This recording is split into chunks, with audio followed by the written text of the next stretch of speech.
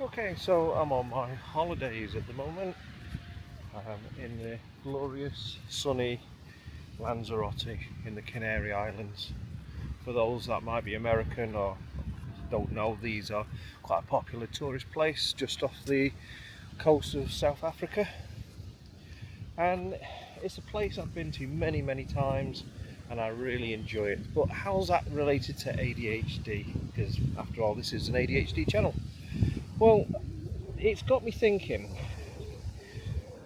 While I've been here for a couple of days now, I'm kind of trying to relax, which is difficult to do. Anyone who's got ADHD knows. I'll take my shoes off because I'm on the sandy bit now. So I'm trying to relax, which is difficult to do. Trying to unwind, busy things at work, lots going on in home life, which I'll come on to in a moment.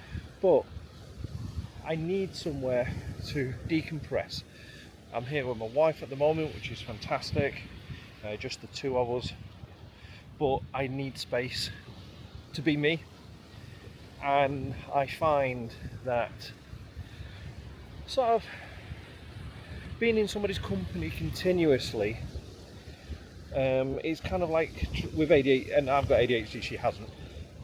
It's kind of like sitting, like shaking a bottle of pop, putting a couple of Mentos in there for good measure, and holding your finger over the end and trying not to let it explode everywhere. That's how I feel after a couple of days of not having space around me, having my own routines that I normally have,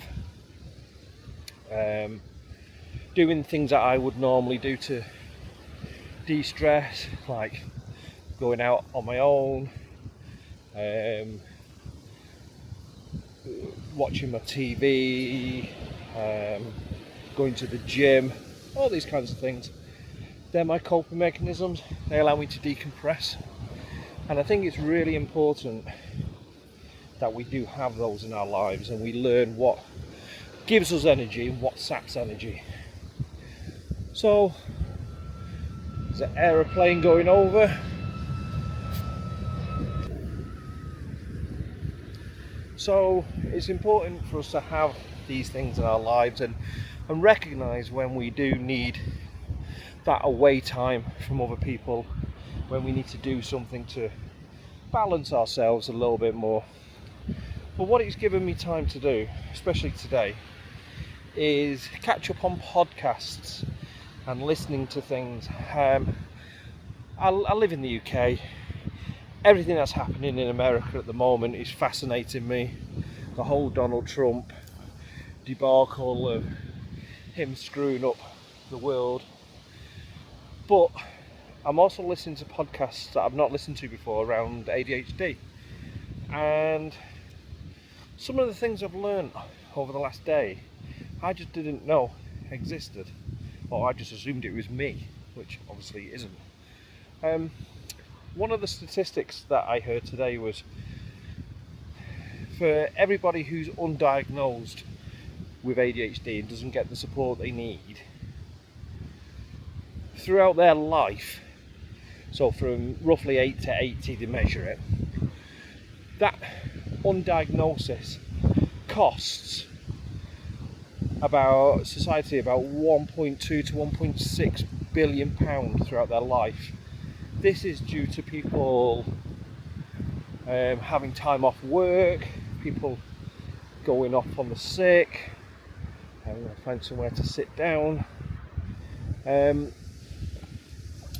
people going off sick, people being, going off the rails and end up in prison, and the whole court thing. And yet, if they're diagnosed at an early age and are given the support that they need, then the cost is about £9,000.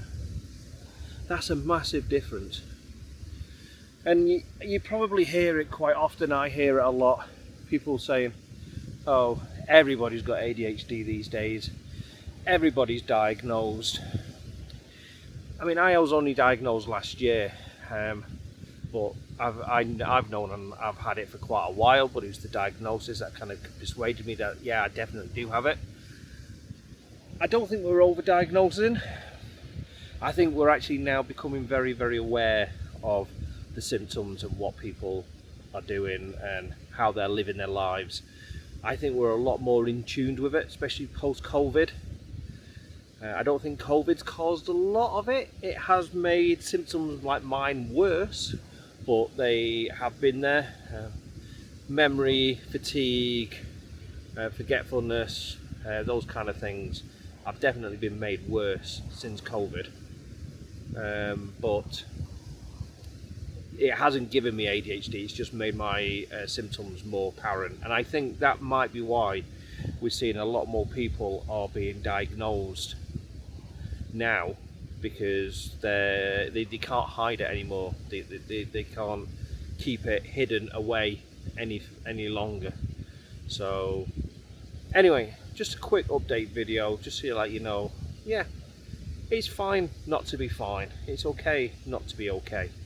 As long as you're getting some kind of help and support from those around you or anybody else further afield, if you don't feel you can get that support from those that know you. And if anyone's going, oh, you and your bloody ADHD, or oh, ADHD again, is it? You need to set them straight, or you need to distance yourself from them, because they are not going to be helping you. We have enough problems it is getting through the day without doing something stupid and killing ourselves accidentally, or getting in a fight just because we said something that kind of came into our head at the wrong moment, which happens quite a lot, I'm finding. But yeah, just take it easy, look after yourselves, and I'll see you in the next video.